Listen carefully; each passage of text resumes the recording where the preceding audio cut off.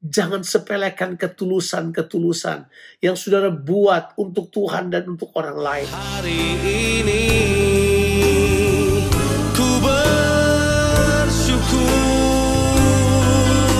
merasakan kasih setiamu.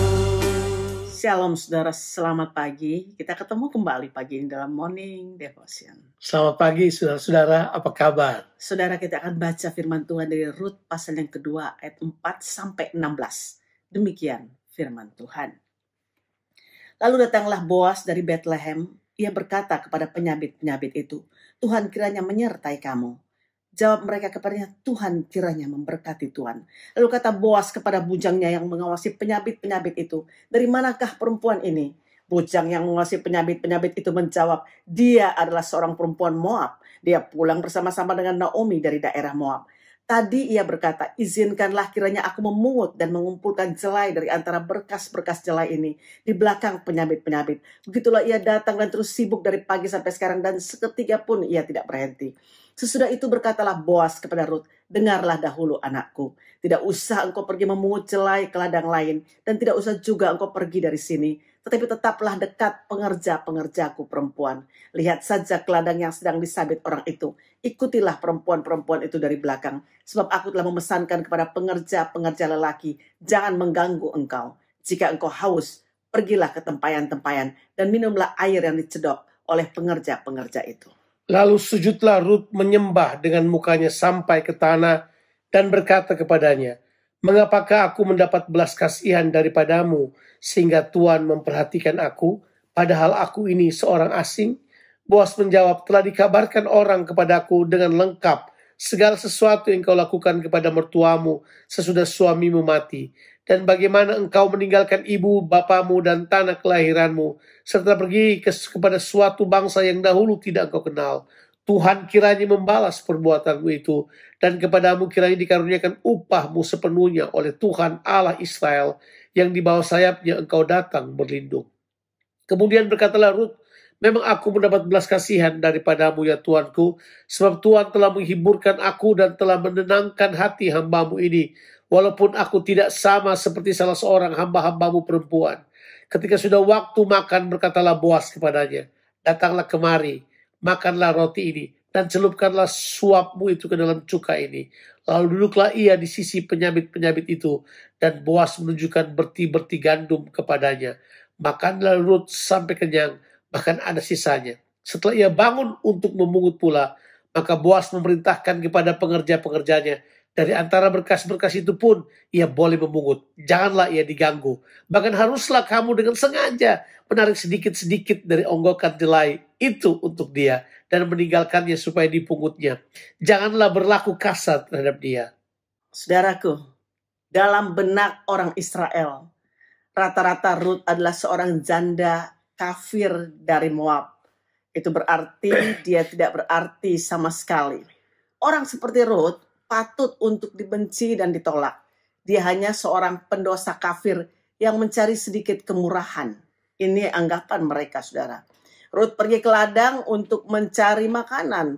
Tentu ini membawa dia harus masuk ladang yang dimiliki oleh orang yang tidak dikenal. Berbaris di belakang penyabit-penyabit pria yang sedang menuai ladang. Dan dia berusaha, saudaraku, untuk menemukan berti gandum di sana-sini untuk menjadi makanan untuk dirinya dan juga ibu mertuanya. Saudaraku, Rut memang berniat untuk berjumpa dengan orang yang murah hati. Tuhan punya rencana yang indah, saudara. Rut mencari kemurahan, dia berjumpa dengan kasih karunia. Rut pergi untuk memungut, saudara, dia memungut makanan ini. Dan juga dia masuk dalam ladang kasih karunia, di mana Boas ada di sana. Wow, Boas adalah gambaran Tuhan Yesus Kristus. Rut adalah gambaran orang kafir, orang dari bangsa lain yang mencari keselamatan, mencari belas kasihan. Dia berjumpa dengan Boas. Boas adalah satu pribadi yang digambarkan sebagai seorang yang kaya, punya ladang, punya banyak pekerja. Seorang yang seharusnya merupakan sanak famili dari keluarga Elimelek. Dan tentunya kisah ini sesungguhnya merupakan sebuah kisah yang menurut saya romantis banget ya. Karena di dalam cerita ini Ruth datang ke ladang itu. Kemudian di situ dia bertemu dengan Boas. Rupanya Boas telah menerima banyak informasi tentang Ruth. Dan kemudian Boas memperhatikan dia. Boas memperhatikan Ruth secara saksama. Boas kemudian memberikan kemudahan pada Ruth. Ya, seperti seorang laki-laki yang ingin mendekati seorang perempuan.